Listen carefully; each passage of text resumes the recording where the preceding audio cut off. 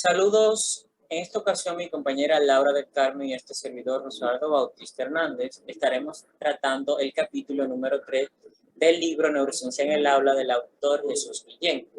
El capítulo se titula Mamá, no es que tenga déficit de atención, es que no me interesa.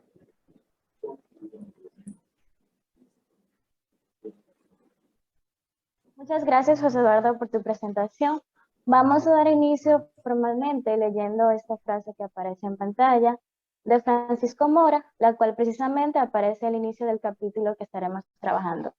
Dice, la curiosidad, lo que es diferente y sobresale en el entorno, enciende la emoción, y con ella, con la emoción, se abren las ventanas de la atención, poco necesario para la creación de conocimiento. Pero, ¿qué es la atención?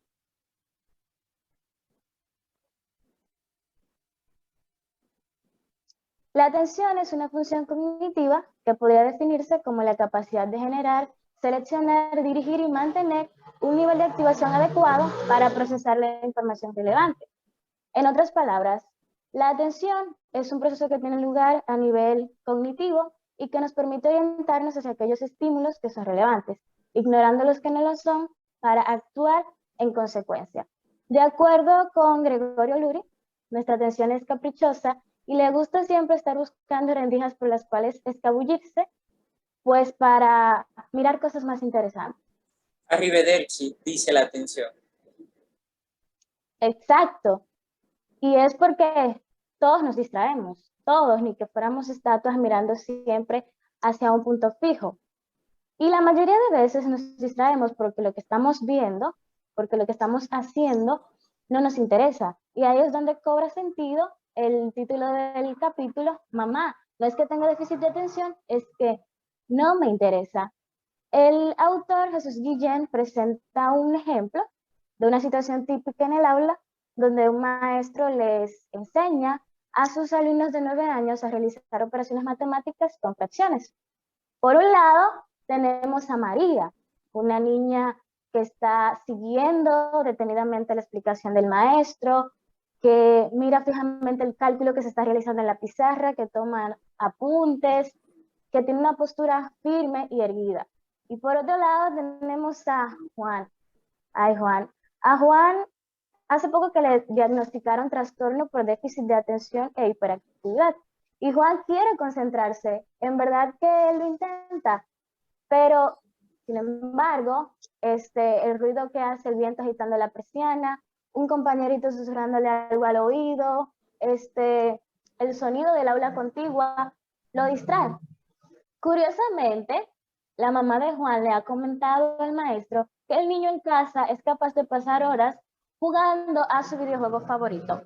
Dime, José, ¿por qué crees que a Juan le cuesta tanto prestar atención durante la clase de matemáticas, sin embargo en casa es capaz de pasar horas concentrado en un videojuego?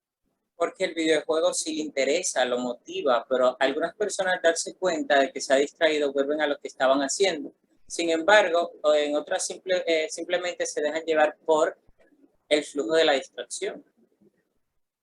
Exactamente, y es por esto que el autor habla de las redes atencionales, que son 3. La red de alerta, la red de orientación y la red ejecutiva. La red de alerta es la que interviene la noradrenalina, activa regiones talámicas y corticales y es la que nos permite mantener el estado de vigilancia y activación ante los inputs sensoriales. Tal como ocurre, por ejemplo, cuando el maestro llama la atención del alumnado con una frase motivadora, provocadora, ante una estadística inesperada y también cuando los estudiantes están realizando experimentos en el laboratorio.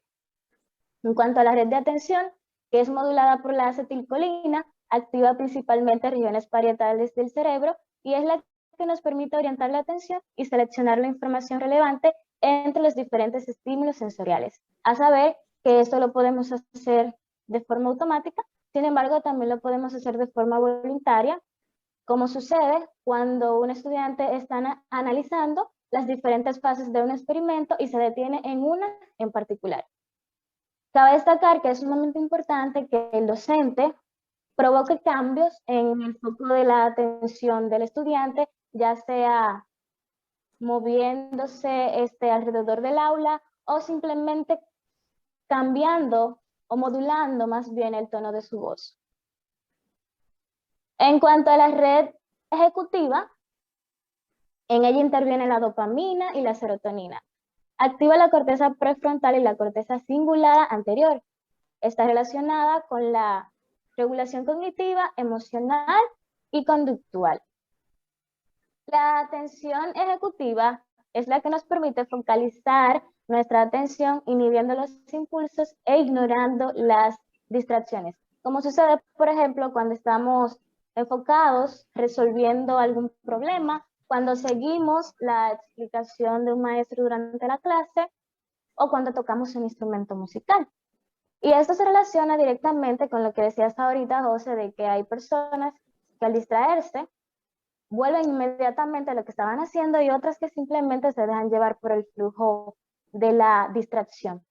Esto va a depender de la atención ejecutiva. La atención ejecutiva es imprescindible para el aprendizaje consciente o explícito y necesaria para realizar exámenes u otras tareas escolares y de una incidencia directa en el aprendizaje de los estudiantes. Mencionaste el ejemplo de Juan, un niño diagnosticado con el trastorno por déficit de atención y hiperactividad. ¿Podrías hablarnos un poco más de eso? Claro que sí, pero mejor aún vamos a escucharlo de la voz de un experto.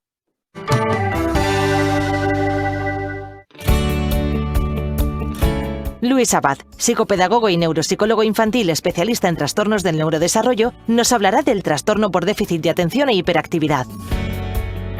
El trastorno por déficit de atención con y sin hiperactividad, en sus siglas TDAH, es uno de los trastornos más frecuentes del neurodesarrollo. Tiene una base neurobiológica que afecta al desarrollo ejecutivo del cerebro. El trastorno por déficit de atención puede darse con y sin hiperactividad. Suele aparecer entre los 6 y los 7 años y suele continuar también en la vida adulta. Se caracteriza por la presencia de al menos uno de estos tres síntomas: déficit de atención, hiperactividad o impulsividad. Hasta un 70% de los niños diagnosticados de TDAH presentan comorbilidades. Las comorbilidades no son otra cosa que trastornos asociados o consecuencias del TDAH. Los más frecuentes son por este orden: los trastornos del aprendizaje, que debutan con dificultades iniciales en la lectura, en la escritura o en el cálculo; los trastornos de conducta, donde se incluye también el trastorno negativista desafiante y en edades más adolescentes o más adultas los trastornos disociales; y por último los trastornos de ansiedad.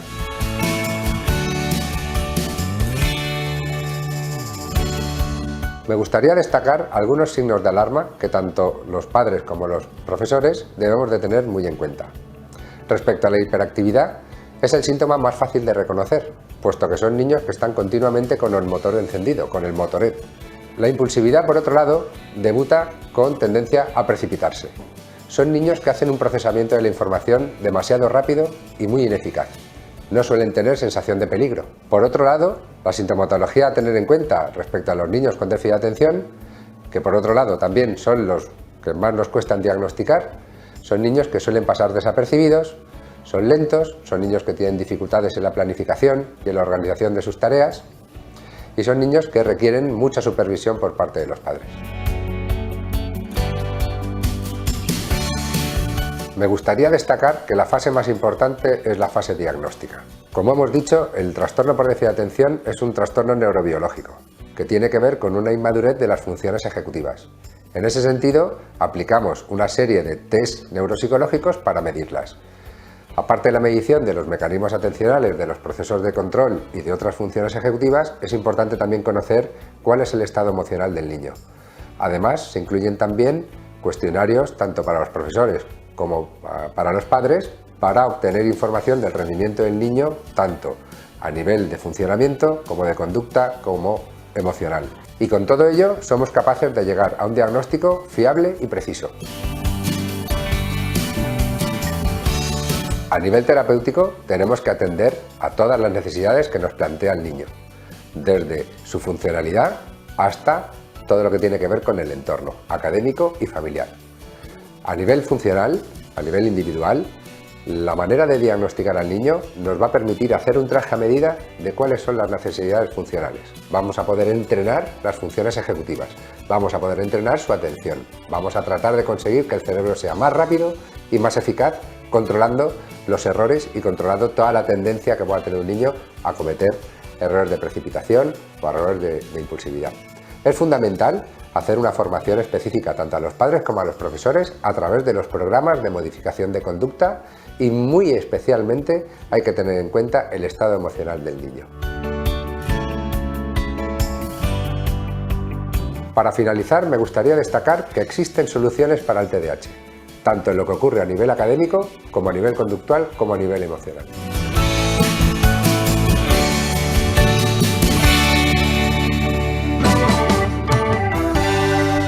Luis menciona que existen soluciones para este trastorno, tanto a nivel académico como conductual y emocional.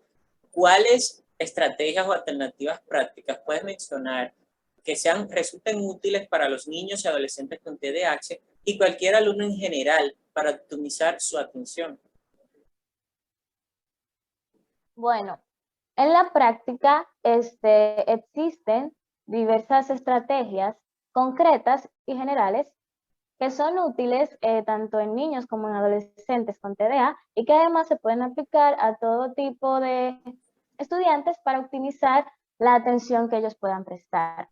Por ejemplo, sabemos que cuando realizamos una misma actividad por periodos de tiempo prolongados, se disminuye la liberación de determinados neurotransmisores en la corteza prefrontal, lo que ocasiona la correspondiente fatiga mental.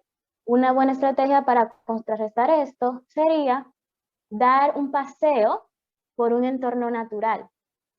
Aprovechar los beneficios de la naturaleza, así sea por 20 minutos, simplemente es una excelente estrategia. Otra que podemos utilizar también es el ejercicio físico y mental. Sabemos que el ejercicio físico es excelente para mejorar la atención de los estudiantes. Pero específicamente para los que tienen TDAH, es aún mejor cuando la combinamos con actividad mental. Es decir, como por ejemplo las artes marciales que requieren una mayor concentración por parte del estudiante. También cabe mencionar el mindfulness, que es la focalización en el momento presente. Este interviene en los circuitos cerebrales que tienen que ver con la atención y tiene una incidencia muy significativa en cuanto al trastorno de la atención y otra regular en cuanto al trastorno de la hiperactividad. La última estrategia que les voy a mencionar es el desarrollo de competencias socioemocionales. Enseñarle a los estudiantes a relacionarse con los demás de forma adecuada, pues se ha demostrado lo beneficioso que esto puede resultar para los jóvenes, niños específicamente con trastorno de TDAH, el trabajo cooperativo. Específicamente cuando, por ejemplo, se le pide que le enseñe algo a otro compañero. Agregando a lo que dices, Laura, también he leído que los niños con trastorno por déficit de atención e hiperactividad suelen aburrirse y perder el interés por las tareas más rápidamente que los demás.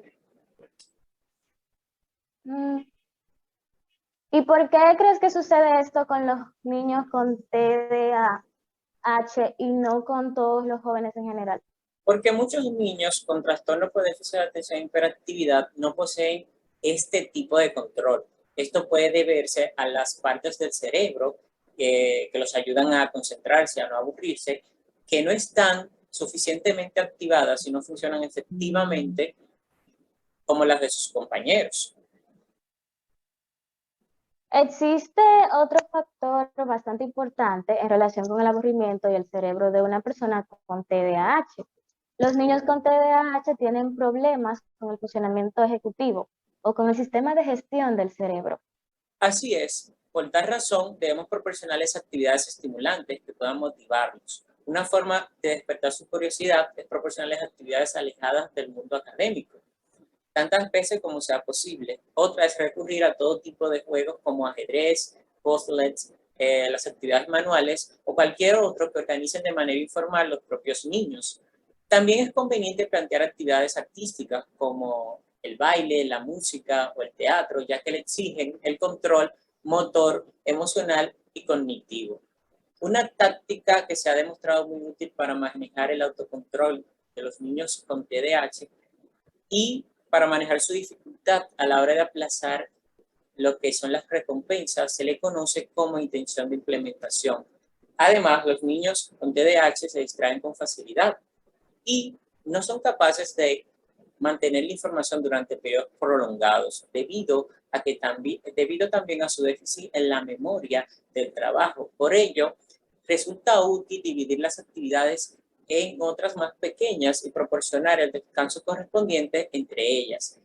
Algo que se puede hacer también en otras pruebas, como son los exámenes escritos. El poder de la inmediatez. El niño con trastorno por déficit de atención e hiperactividad es un maestro de la procrastinación. Aún así, le encantan los desafíos que suponen las tareas, reconociendo con esto y asumiendo que terminar el trabajo en el aula no representa el éxito para el alumno, sino para el maestro. Y se ha comprobado que los beneficios de utilizar recompensas inmediatas para el alumno con TDAH en cuanto acaban las tareas.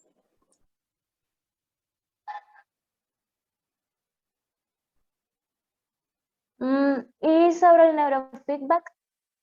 Bueno, el neurofeedback es un método que va mostrando a personas imágenes de su actividad cerebral en tiempo real con el objetivo de que estos puedan modificarlas con su propio pensamiento. ¿Por qué el neurofeedback es tan importante para los niños con TDAH? Bueno, el neurofeedback proporciona lo que es la mejora de la capacidad del aprendizaje, el aumento de la capacidad de concentración, mejora la tolerancia a la frustración, aumenta la velocidad de procesamiento y provoca un aumento en la motivación y el interés por la tarea. Además, que mejora el control de sus propios impulsos. El mito de la multitarea. La concepción de la multitarea radica en la realización de múltiples cosas a la vez, pero existen diversas explicaciones que justifican la correlación negativa entre las funciones ejecutivas y la multitarea. Por ejemplo, está lo que es la sobreestimulación de las tecnologías de la información y comunicación TIC. También está el déficit que provoca la multitarea en las funciones ejecutivas y también está lo que es la sustitución de actividades como la comunicación interpersonal y la lectura por la multitarea. Una de las grandes preocupaciones de los docentes es que los estudiantes presten atención en el aula. Claro, porque esto constituye un requisito fundamental en el aprendizaje debido a la existencia de una interdependencia entre la memoria y la atención. Por una parte, como la memoria tiene capacidad limitada, la atención determina la información que será almacenada y por otra, los recuerdos de experiencias pasadas son los que guían nuestra atención. La importancia del inicio y del final. Estos dos bloques de clase es donde existe mayor probabilidad de que recordemos un elemento presentado inicialmente llamado efecto primacía, porque capta nuestra atención, o si se presenta al final efecto resencia, debido a que esta información está cercana al tiempo y a que no habrá interferencia con estímulos posteriores, cosa que no ocurre con los elementos intermedios.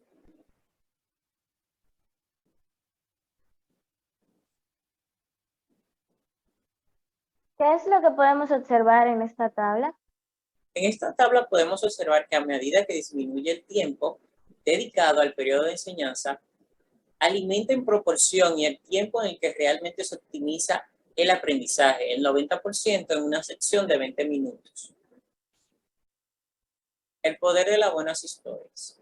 Una buena narrativa no solo se limita a atraer la atención, sino que esta además ha de ser capaz de mantenerla. Este es un recurso educativo que puede utilizarse en cualquier etapa y que resulta muy útil al inicio de las clases. A todos nos encantan las buenas historias. En fin, recapitulemos. El capítulo 3 del libro Neuroeducación en el aula, de la teoría a la práctica, de Jesús Guillén, en esencia nos habla de la atención, un proceso en el que intervienen múltiples factores que utilizamos continuamente en nuestro diario vivir. Por ejemplo, para que un estudiante preste atención durante la clase, debe existir cierto grado de activación, pues si el estudiante está adormecido, no va a prestar atención o no lo hará de forma eficiente. La atención es un recurso bastante limitado y resulta imprescindible para que se dé el aprendizaje, porque obviamente, ¿cómo vamos a recordar aquello que no atendimos antes? Cada una de las 3 redes atencionales que se mencionan a lo largo del capítulo cumplen con una función muy importante. La novedad activa la atención de alerta del alumno y esto es lo que le permite que participe en la tarea. Pero la red de orientación es la que le dirige a la hora de seleccionar los estímulos a los que ha de prestar atención durante la clase. Y finalmente, la red ejecutiva es la que le permite concentrarse en la tarea de forma voluntaria.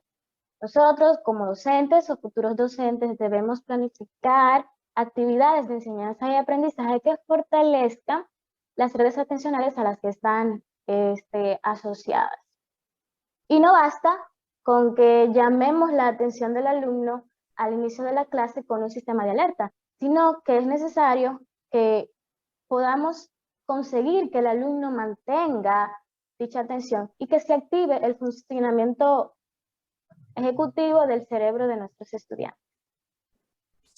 Así es, Laura. Siguiendo la misma línea, el trastorno por déficit de atención e hiperactividad en los niños escolares y adolescentes se presenta con frecuencia, de manera que resulta importante considerar las diversas situaciones de riesgos y movilidades asociadas que aumentan en proporción con la edad en que se establece el diagnóstico y entre las cuales se destacan las dificultades de los fracasos escolares, la conducta de oposición, las dificultades en las relaciones interpersonales y con la familia, las dificultades de adaptación y los trastornos emocionales. Esto ha sido todo de nuestra parte. Muchas gracias por su atención.